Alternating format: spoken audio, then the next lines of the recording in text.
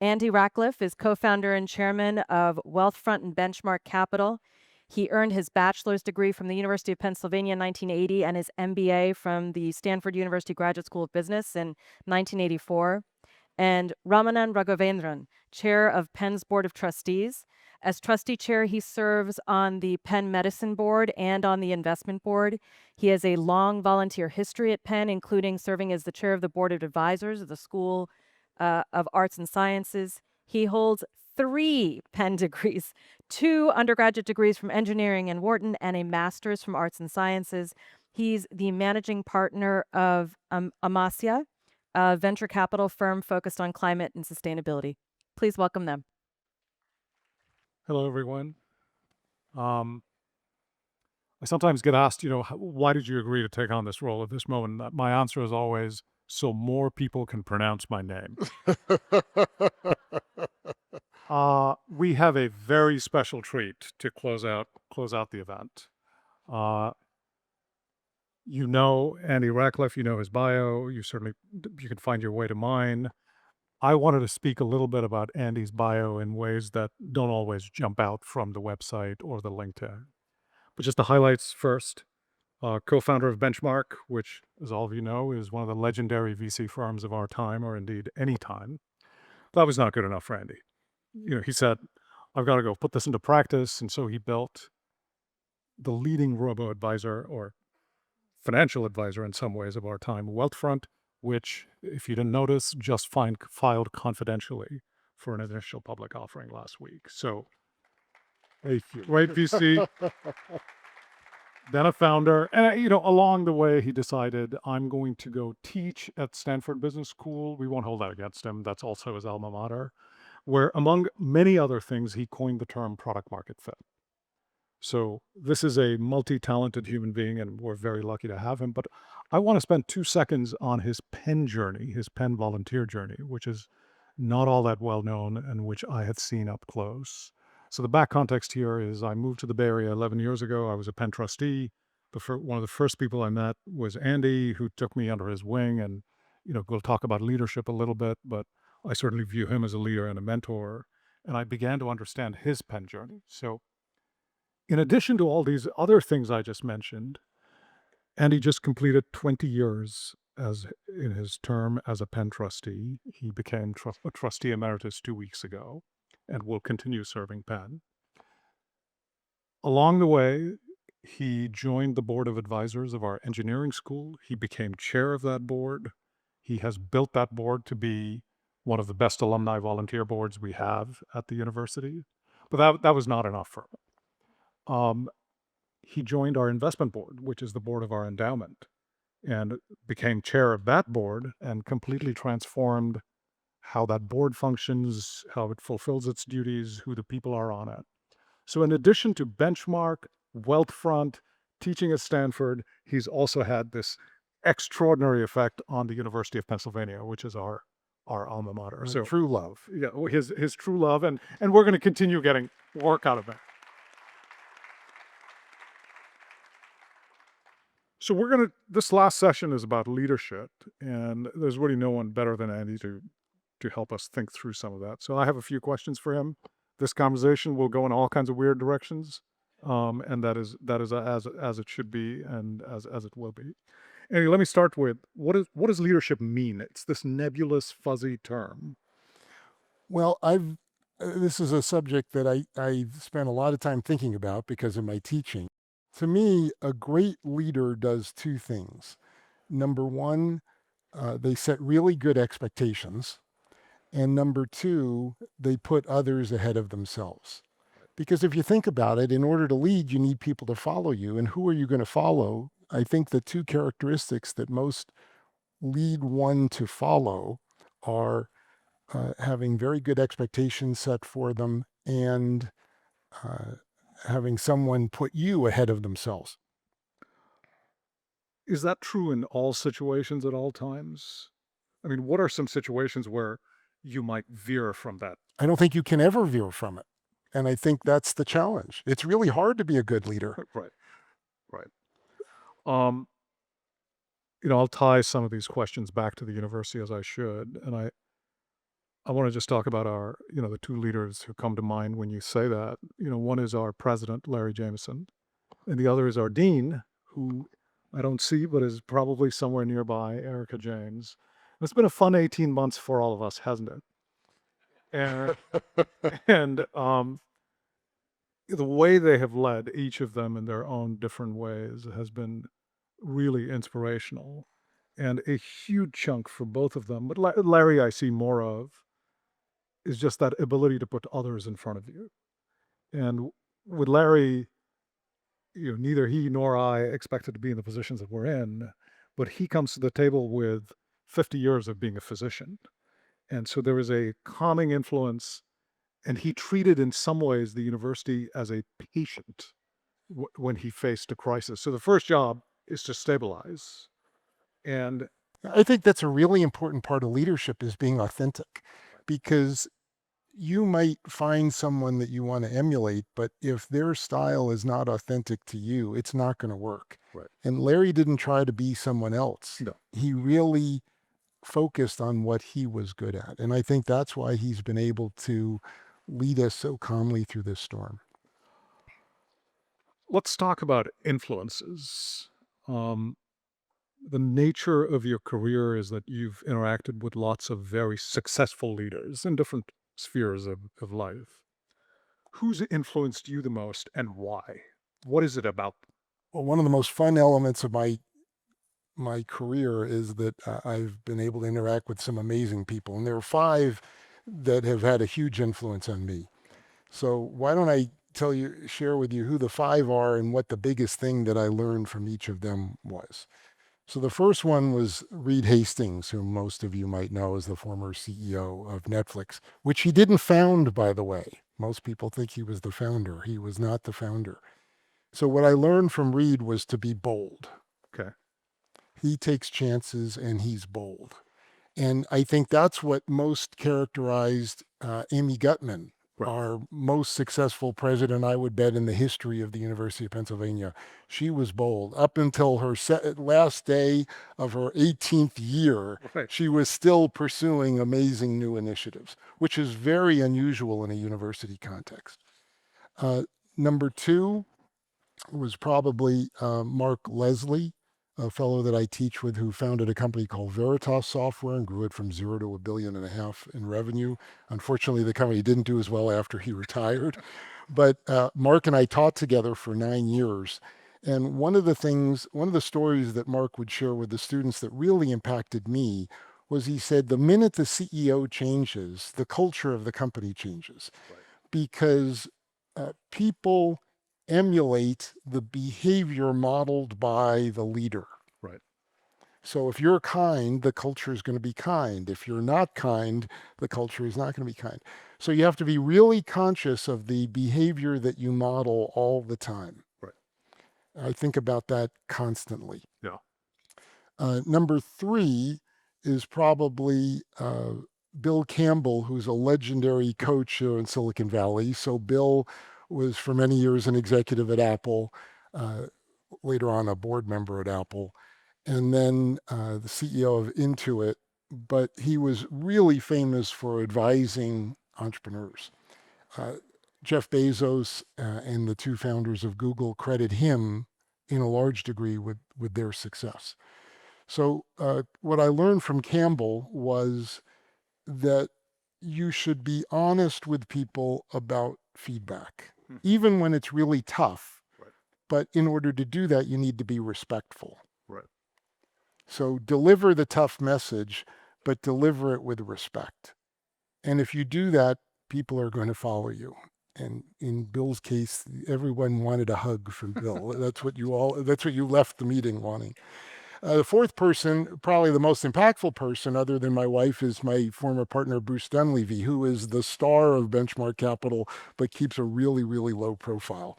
And the lesson that I learned from Bruce was a business school classmate of mine. He's 2 years older than I am, but he had an enormous influence on me because he has this philosophy of putting the gun in the other person's hand. Okay. So what he means by that is, when he negotiates with someone, he always says, you tell me what's fair and I'll do it. Right. And he lives by that. So 90% of human beings will not take advantage of that. Right. Many people will actually ask for less than they deserve because they don't want to appear overreaching. He's not trying to take advantage of that. Some people will ask for 10% more than market, but about 10% of people will way overreach. Right. And if they do that, they're going to consistently way overreach. So he just doesn't do business with them. Right. So if you fire the gun, he doesn't do business with you. Right. And it's such an, and people adore Bruce and will follow him anywhere because it's an amazing example of treating someone incredibly well. Which leads me to the fifth person, Jim Reapy, who many of you who went to Penn will know from the dorm named for him in the Quad. Right. Well, Jim was the chairman of the Board of Trustees, a predecessor of Ramanan's, for about 10 years. And he was the chair when I first joined the Board of Trustees. And he was the vice chair of T. Rowe Price. And we're going to talk about investing in a little bit, but one of the best leaders I've ever met. And I act like a puppy dog around him. Because whenever I'm 66 years old, and whenever I see him, I just sit at his feet and try to learn from him because he's so good. And the thing that he does that's so compelling to me is he makes everyone around him feel incredibly important. Right. He makes you think that you're the smartest person in the room. Right. And when someone does that, you want to follow them everywhere. So I think Penn has benefited unbelievably from Reapy. Reapy influenced me, I influence you.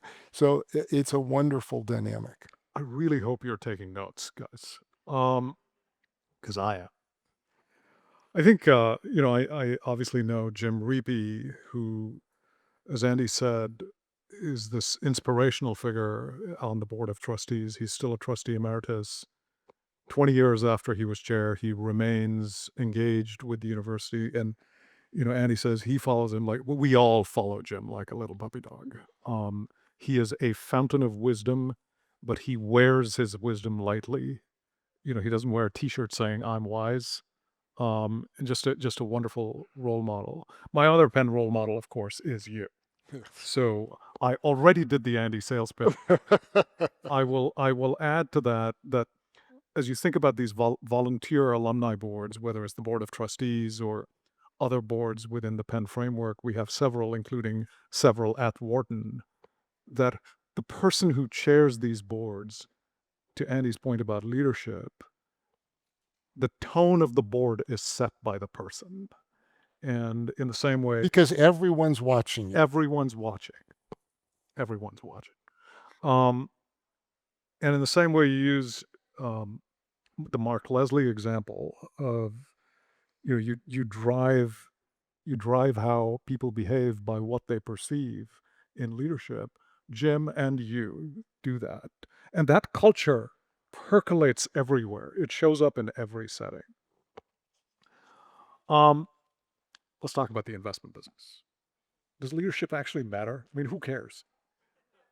It usually doesn't.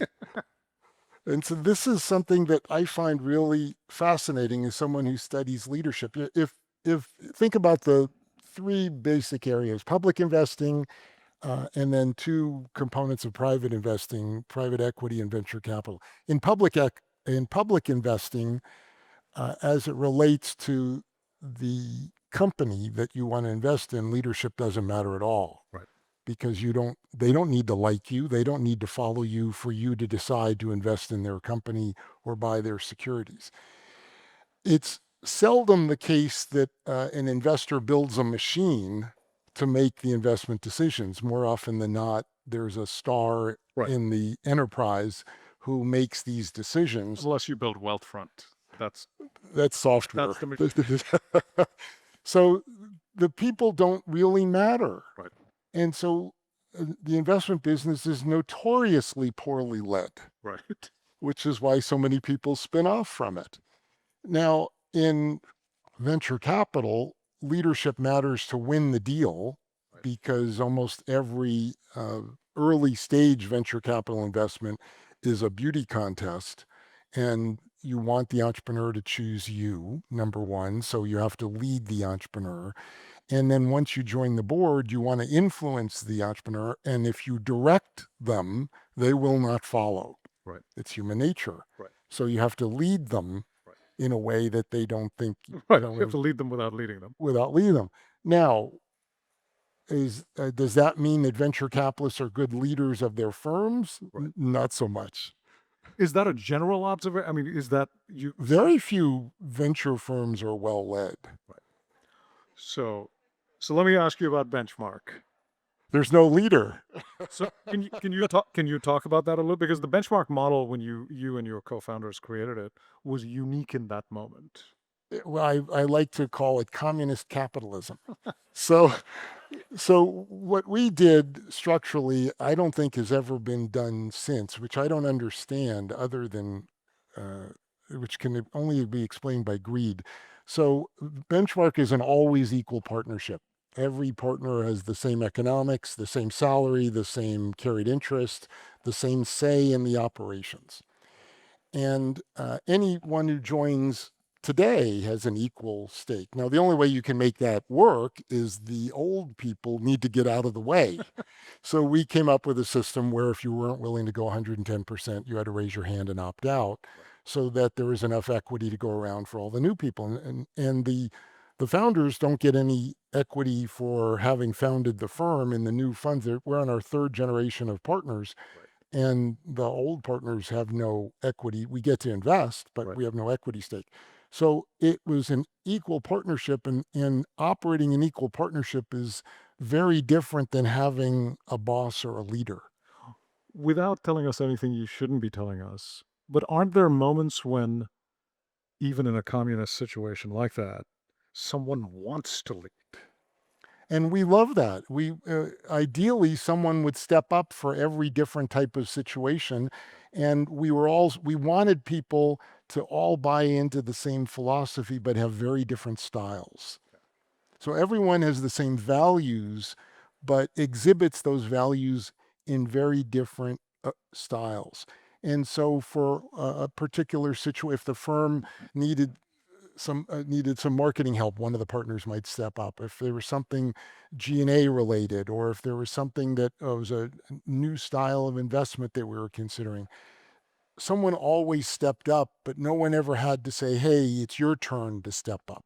Can you expand a little bit on, Benchmark? And that only works if you have really different people with very different skill sets. Benchmark's one of the great firms of our time. It's in a very small handful. And, I know the data of venture firms in general, so I know this. I don't know Benchmark's data especially well, but we know that it's sustained its position in the upper echelon through multiple cycles. Why isn't everyone doing that? I think greed. The only way that I can explain it is greed, because each of the five of us who are founders could have started our own venture capital firm.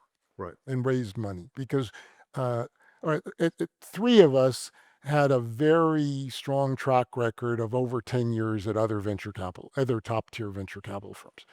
But what brought us together was a desire to build the best firm in the business. And very few people aspire to be the best, because you don't need to be the best to make a lot of money. Right. But we cared a lot more about creating something that people perceived to be the best as craftsmen than we did about the money. And we had no idea about how much the money would be. It worked out really, It worked out well. It worked out well. But we really wanted to build something that could be the best. And that attracted some people as candidates to be partners, and it didn't attract others. Right.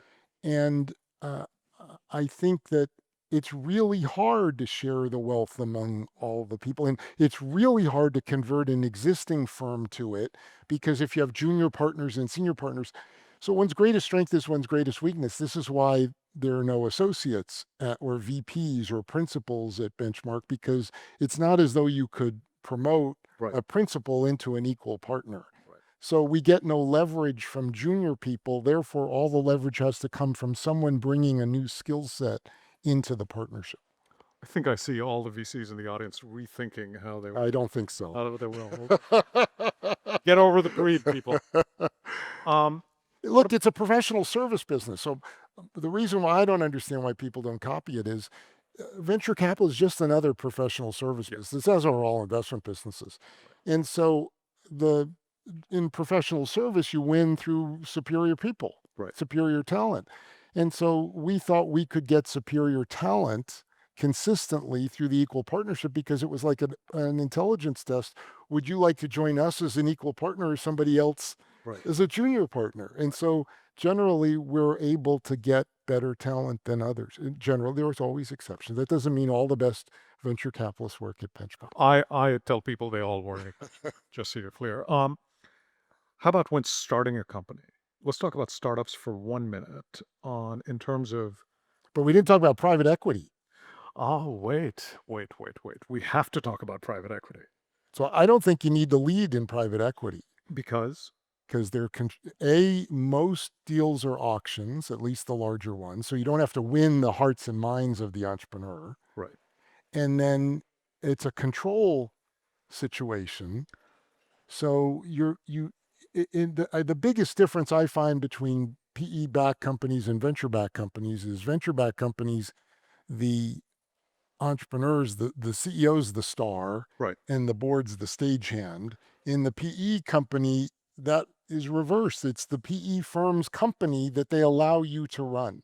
How important is leadership when starting a company? Can we talk startups for a second? Sure, in technology, it almost doesn't matter at all He's right. because of product May I- market fit. Can I make an editorial remark? Yes. I've known Andy for 11 years, virtually all of it in a pen context. We could talk about work, but we end up talking about pen. I have learned the hard way that he is almost always right. So continue. You haven't talked to my wife. I'll be next. So my view is that in a technology startup, the key to success is product market fit. Now, I might have given a name to it, but the person who conceived it was Don Valentine at Sequoia. Right. So Don's view was that, and I tried to study Sequoia because they were our closest competitor, and I think you get better by understanding your competition in a professional service business. So what Don evangelized within his firm was if a startup can screw something up, they will. Not because they're bad people, but Right. because they're incredibly under-resourced. Right. I witnessed this firsthand when I started Wealthfront. So if you can, you will screw it up. So the only way that you can succeed is if the market pulls the product out of your hand. Right. And so what Don focused on was companies where the pull of the market was so strong it overcame the ineptitude of the startup. Now, how else can you explain a 25-year-old running a $100 million revenue company? They have no idea what they're doing. Right. No idea whatsoever. Right.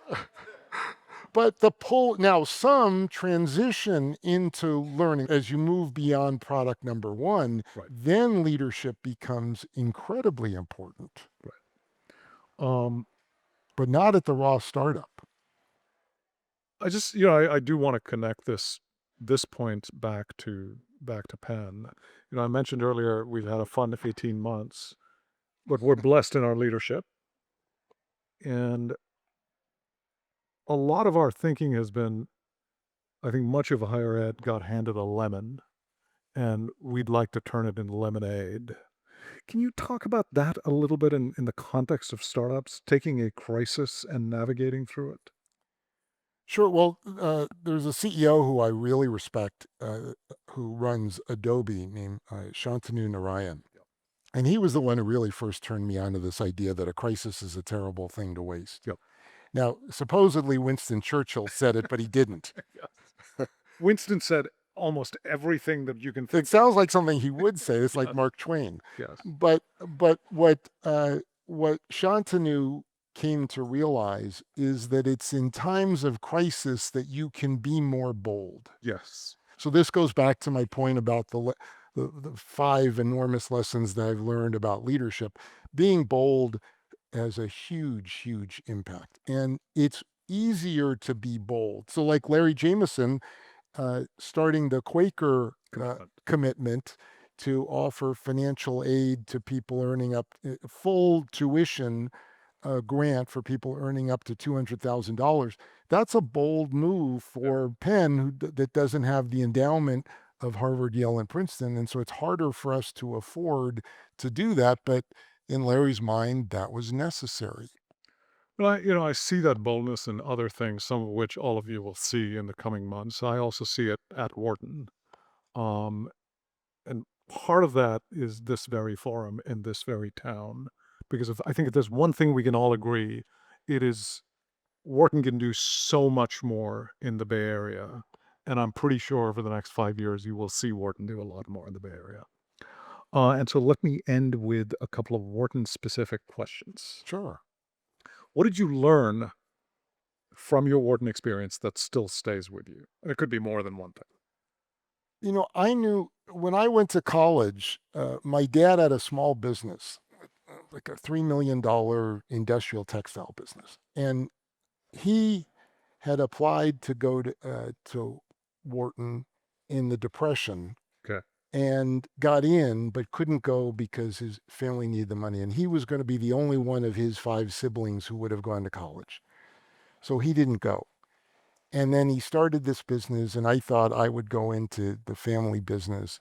And it was really meaningful to go to Wharton Right. because he wasn't able to do it. So I was the first in my family to go to college. And I knew nothing about investing. No one in my family knew anything about investing or Wall Street. And I took this course my junior year, which was the first business simulation course ever offered. It was a professor named Chris Mader, who tragically died in a fire during a consulting project a year after I graduated. And he created this simulation where in the course, each team had 26 inputs to a mythical company. So you had to choose how much money were you going to raise? Was it going to be in equity? Was it going to be in debt? How much manufacturing capacity were you going to acquire? How many units would you build? How would you price it?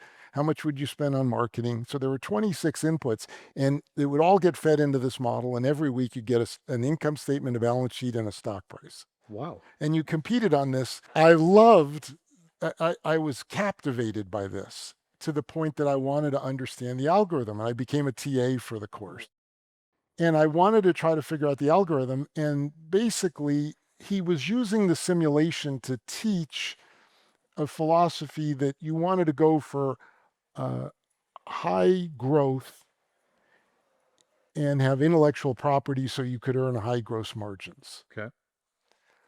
Well, It's like software to me. So I started looking at, I was a finance major, and there wasn't an M&T back then, so I tried to create my own. So I took a lot of computer science courses. So I started to look for what companies had these characteristics, and they were all technology companies. Right. So I created a simulated portfolio of the companies that best fit what he taught us, and the stocks did unbelievably well. So I convinced my dad to give me a little bit of money to invest in some of these things, and they ended up paying for my graduate school. That is an amazing story. So I owe an enormous debt to Penn because I never would have known about the investment world and gotten into this amazing thing. So venture capital to me was combining computer science, investing, and entrepreneurship, 3 things that captivated me. We are almost out of time. I'm sorry. We'll have to keep doing this at every global forum and just continue. You've taught at Stanford. You know lots of alum of other lesser business schools. What do you think sets Wharton and Wharton alum apart? The edge. We do have an edge, don't we? That's why we'll win. That's it. Thank you all. Thank you.